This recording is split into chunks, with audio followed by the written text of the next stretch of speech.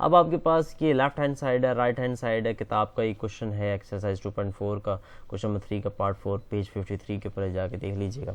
अच्छा, ये वाला left hand side right hand side से हम लोगों ने सॉल्व किया। लेफ्ट हैंड साइड से हम लोग क्या करने जा रहे हैं, take common alpha beta gamma column 3 से, इस पूरे कॉलम से हम लोगों ने कॉलम लेके कॉमन लेके बाहर निकाल लिया। ये देखें, ये बाहर निकाल लिया, यहाँ पे 1 1 आ गया, अल्फा बीटा गामा बाहर। और इस पूरी रो से राइट हैंड साइड से मैं क्या कर रहा हूँ, इस पूरी रो से अल्फा कॉमन ले रहा हूँ, यानी कि इधर से एक अल्फा कम हो जाएगा, 1 आ जाएगा, एक अल्फा कम हो जाएगा, एक अल्फा कम हो जाएगा, देखें कम हो गया। सेकेंड, इस पूरी रो से मैं बीटा कॉमन ले रहा हूँ, ये लाइन भी लिखी है मैंने इधर, take common from beta from और R2, बीटा फ्रॉम R2। इस पूरी रो से हम लोग बीटा कॉमन ले लेंगे, एक बीटा कम हो जाएगा। इस पूरी रो से हम लोग गामा R3 से गामा कॉमन ले लेंगे, तो गामा कॉमन ले लेंगे। जब हमने कॉमन ले लिया तो अब ये दोनों साइडों पर सेम वैल्यूज आ चुकी हैं, इक्वल के दोनों साइड इक्वालिटी के अंदर हम लोग कैंसिल कर सकते हैं, हमने कैंसिल कर देना है। हमने लिखा कि कैंसिल अल्फा बीटा गामा, इन दोनों को कैंसिल कर दो, जो बच के आ रहा है वो लिख लेते हैं। अब हम लोग स्टार्ट यहाँ से कर रहे हैं, ये हमारा लेफ्ट हैंड साइड है, लेफ्ट हैंड साइड को मैंने एक दफ़ा लिख लिया। अब मैं इसको सॉल्व करूँगा, प्रूफ करूँगा, राइट हैंड साइड के बराबर शो करके दिखाऊंगा। मतलब इस केस में अब हमने थोड़ा सा इसको सॉल्व किया, सिंप्लीफाई किया, then left hand side right hand side से हमने स्टार्ट किया। लेफ्ट हैंड साइड से हम स्टार्ट करते हैं, इसको मैंने कॉपी कर लिया। अब मैं क्या कर रहा हूँ कि multiply and divide by alpha beta gamma. Math कहती है कि आप अल्फा कुछ भी मल्टी डिवाइड एक टाइम में किसी के साथ कुछ भी करवा दो, कोई फर्क नहीं पड़ता, तो लिहाजा ये वाला डब्बा वैसे ही आ जाएगा, मैट्रिक्स वैसे ही आ जाएगा, और अल्फा बीटा गामा ऊपर भी, अल्फा बीटा गामा नीचे भी।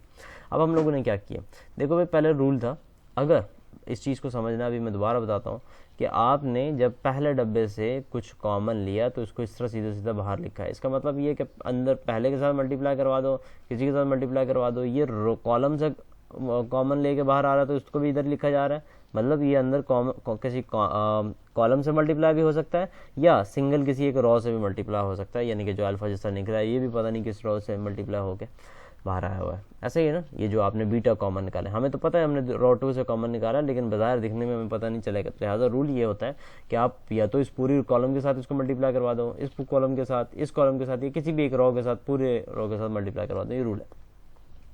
लिहाजा मैं अब क्या करूँगा, इस अल्फ़ा को, ये जो अल्फ़ा है, मैं इस स्टेप पे आने के बाद इस अल्फ़ा को पूरे जो मेरी अल्फ़ा को रो 1 के साथ मल्टीप्लाई करवा दूँगा। यहाँ पे अल्फ़ा अल्फ़ा अल्फ़ा सबके साथ आ जाएगा, ये आ गया, देखें बढ़ गया, पावर 1 बढ़ गई है। फिर बीटा, जो ऊपर वाला बीटा है, इस पूरी रो को कॉलम रो 2 के साथ मैं बीटा को मल्टीप्लाई करवा दूंगा, रो 3 के साथ मैं गामा को मल्टीप्लाई करवा दूंगा, मैंने गामा को मल्टीप्लाई करवा दिया। अब मैं क्या करूंगा, ये देखें ये सेम दिख रहा है, मैं यहाँ से हम अल्फा बीटा गामा कॉलम 2 से कॉमन ले लेंगे। जब कॉमन ले लेंगे यहाँ पे 1 आ जाएगा, तो इसके ऊपर जाकर अल्फा बीटा गामा लिख देंगे, लिख दिया।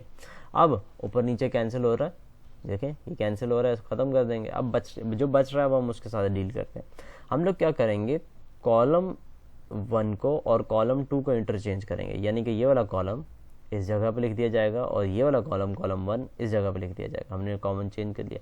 अब अच्छा, जब भी जो कॉलम है वो इंटरचेंज होगा तो आपके पास याद रखिएगा नेगेटिव का साइन आएगा, हमने नेगेटिव का साइन लगाया। अगेन अब हम दोबारा क्या करने जा रहे हैं, कॉलम 2 को और कॉलम 3 को इंटरचेंज कर रहे हैं, यानी कि इसको और इसको इस जगह पे लिख देंगे, इस लाइन कॉलम को इस जगह पे आ जाएगा, ये वाला थर्ड कॉलम, और सेकंड कॉलम जो ये वाला है इसको उठाकर हम इधर लिख देंगे।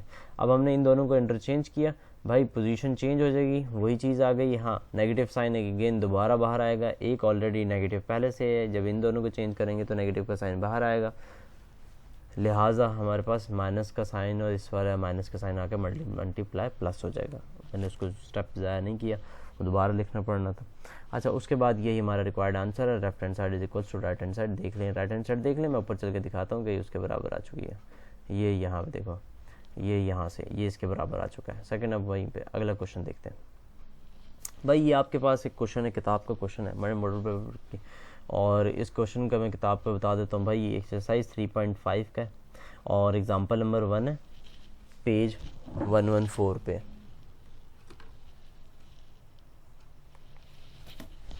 पेज 114 पे, ठीक है। क्या बोला जा रहा है, एग्जाम्पल है बुक की, बोला जा रहा है कि फोर्स ऑफ 20 न्यूटन, ये फोर्स बताई जा रही है, तो लिहाजा डेटा के अंदर आने के फ़ौरन बाद मैंने क्या लिख दिया, force F is equal to 20 newton is applied to the end of 0.15 metre. Metre ये लेंथ बताई जा रही है बेसिकली, तो डी और आर इस तरह से मैंने लिख दिया, डिस्टेंस बताया जा रहा है, ठीक है। उसके बाद range at an angle of 75 degree. भाई जो इसके अंदर एंगल आ रहा है वो क्या आ रहा है, 75 डिग्री। अब पूछा क्या जा रहा है,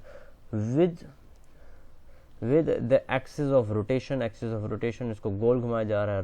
रेंज हमारे पास जो पाना होता है, ठीक है। उसके बाद आपके पास ये calculate the magnitude of movement, ये एम नॉट फाइंड करने के लिए जा रहा है। मैग्नीट्यूड ऑफ मूवमेंट बेशक बेटा होता है टॉर्क।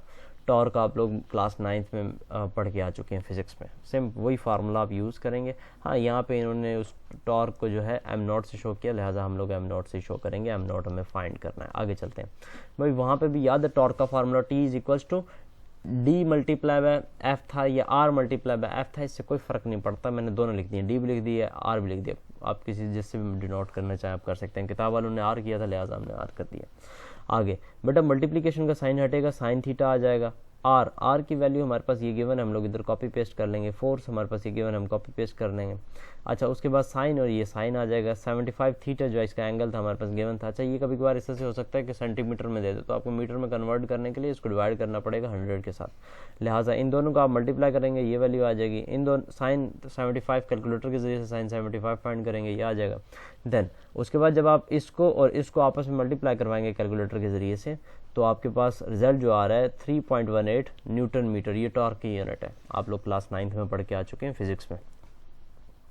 अच्छा बेटा, एक और चीज़, साइंटिफिक कैलकुलेटर अलाउ है, 9th मैट्रिक में अलाउ नहीं होता, सिंध बोर्ड में, कराची बोर्ड में, तो आप लोग फर्स्ट ईयर में अलाउ है, फर्स्ट ईयर सेकेंड ईयर में। उसके बाद बेटा सेकंड ऑप्शन क्या आ रहा है?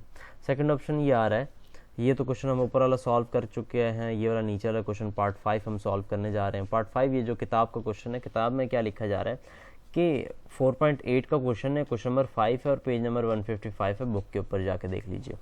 उसके बाद ये क्वेश्चन है आपके पास, बोला के जा रहा है इफ़ पीथ ट्रम। अच्छा बेटा, ट्रम जो है ना, अच्छा दूसरी कहानी इधर एचपी की बताई जा रही है, तो हम लोग इन एचपी की मैंने लिखा if pth term.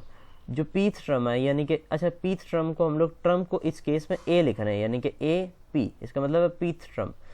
If pth term in H P is Q, यानी कि ए पी जो है वो क्यू के बराबर है, हमने लिख दिया ए पी किसके बराबर है, क्यू के बराबर है। एंड क्यूथ ट्रम यानी कि A Q is in term is P P के बराबर है, तो ए क्यू किसके बराबर है, पी के बराबर है। हमें प्रूव क्या करना है, ये कि P plus qth term is this one, हमें इस वाली ट्रम को इसके बराबर प्रूव करके दिखाना है, ये चीज़ होने की। सोल्यूशन में आ जाते हैं हम लोग क्वेश्चन। अच्छा बेटा, यहाँ पे सोल्यूशन के अंदर जो हमारे पास चीज़ें बताई गई हैं, ए पी गिवन है, ए पी ट्रम गिवन है और क्यू ट्रम गिवन है, इसको यूज़ किया। अच्छा होता क्या है, जो आपके पास एच पी हार्मोनिक प्रोग्रेशन है वो होता है अर्थमेटिक प्रोग्रेशन, इसका रेसिप्रोकल होता है। तो हम लोग इसका रेसिप्रोकल यानी कि इस चीज़ को 1 डिवाइडेड बाय क्यू कर देंगे, 1 ओवर पी कर देंगे, मतलब पी क्यू का रेसिप्रोकल 1 ओवर क्यू, पी का रेसिप्रोकल 1 ओवर पी। ये हमारे पास एलिमेंट्स आ गए, हमने इसका रेसिप्रोकल कर दिया। For A P 1 over Q is equals to 1 over Q आ जाएगा। ये हमारे पास फर्स्ट कंडीशन, हम लोग ये वाला जो हमें गिवन है उसको यूज़ करेंगे। अच्छा, यहाँ पे जो फार्मूला सारे अब हम यूज़ करेंगे, चूँकि हमने इसको एच पी को ए पी में कन्वर्ट कर लिया, अब हम ए पी के फार्मूलाज यूज़ करेंगे। ए पी के अंदर आपके पास ये फार्मूला, ट्रम का formula, T N is equals to A plus N minus 1 और डी। अब करने क्या जा रहे हैं, हम करने ये जा रहे हैं कि इस जगह पे ए आपके पास एन, ये जो एन है ना, यहाँ पे हम लोगों ने, क्योंकि हमें यहाँ पे पी गिवन है तो लिहाजा इस जगह पे भी पी लिख देंगे और इस एन की जगह पे पी लिख देंगे। क्वेश्चन बाकी फार्मूला वैसे के वैसे है। अब ए पी की वैल्यू हमारे पास क्या गिवन है, 1 ओवर क्यू आ गया। इस डी को अंदर मल्टीप्लाई करवा देंगे, पी डी हो जाएगा और यहाँ से भी डी आ जाएगा, और ये मेरी इक्वेशन नंबर 1। सेकंड ये जो हमारे पास ए क्यू हमें गिवन था, ये वाला ए क्यू गिवन था, इसको यूज़ करेंगे फॉर ए क्यू। अब फार्मूला वही यूज़ होगा। अब इस एन की जगह पे यहाँ पे भी क्यू, यहाँ पे भी क्यू आ जाएगा। अब उसके बाद और आगे चलते हैं, ए क्यू की वैल्यू 1 ओवर पी है, ये ए कॉपी पेस्ट, ये डी अंदर सबके साथ मल्टीप्लाई करवा देंगे, वैसे ही आ जाएगा। आगे चलते हैं इक्वेशन नंबर 2। अब हम देन क्या करने जा रहे हैं कि सब्ट्रैक्टिंग इक्वेशन नंबर 1 एंड 2, दोनों इक्वेशन को सब्ट्रैक्ट किया। ये हमारी इक्वेशन नंबर 1 हमने कॉपी कर ली, ये इक्वेशन नंबर 2 कर ली। सब्ट्रैक्शन में क्या होता है, साइन चेंज हो जाते हैं, साइन चेंज कर दिए सबके। पॉजिटिव था, नेगेटिव, ये पॉजिटिव है, ये नेगेटिव हो गया, कैंसिल हो रहा है, हमने इसको लिखेंगे माइनस, ये वाली टर्म आ जाएगी। ये भी पॉजिटिव और नेगेटिव कैंसिल हो रहा है, ये देखें पॉजिटिव है, नेगेटिव कैंसिल हो रहा है, ये वाली मेंशन आएगी, ट्रम मेंशन करेंगे, माइनस ये वाली ट्रम आ जाएगी। अच्छा, उसके बाद यहाँ से आपके पास क्या कॉमन आ रहा है, इन दोनों में से ये देखें डी कॉमन आ रहा है, ये डी और डी दोनों में सेम है, कॉमन ले लेंगे। अब यहाँ से पी माइनस क्यू कट रहा है और यहाँ से भी पी माइनस क्यू कट रहा है, काट लेंगे, जो बच रहा है हमने वो लिख लिया। ये हमारे पास डी की ट्रम आ गई है। अब डी की ट्रम जब आपके पास आ गई है तो हम लोग अपनी इक्वेशन नंबर 1 में या 2 में जाके, ये क्वेश्चन नंबर 1 थी, 2 में इधर डी की वैल्यूज़ क्या है इधर इधर पुट कर देंगे, 1 में पुट कर देते हैं, या 2 में, जो आपको फिजिबल लगे आंसर वही आना, कोई फ़र्क नहीं पड़ता। हम लोगों ने क्वेश्चन नंबर 1 में जाके पी की वैल्यू पुट कर दी है, डी की वैल्यू सॉरी, ये देखें जो क्वेश्चन नंबर 1 थी यहाँ पे भी डी की वैल्यू 1/PQ आ गया, यहाँ पे भी डी की वैल्यू 1/PQ आ गया। अब आगे देखते हैं। अब यहाँ से आपके पास ये वैसे ही कॉपी पेस्ट, फिलहाल ये वैसे ही कॉपी पेस्ट आ जाएगा, पी से पी कट रहा है, 1/Q आ रहा है और ये 1/PQ आ जाएगा। बेटा ये इक्वल की स्टेट जाके इसने माइनस हो जाना है, वो तब भी काटना, यहीं से काट देंगे 1/Q, यहाँ से कटा 1/Q, यहाँ से कटा ए, यहीं पर रहेगा, इक्वल की स्टेट अगर ले जाएँ तो 1/PQ वैसे ही आ जाएगा। तो ए की वैल्यू भी यही आ गई और डी की वैल्यू भी यही आ रही है। अब हमारे पास ए की वैल्यू और डी की वैल्यू मौजूद है।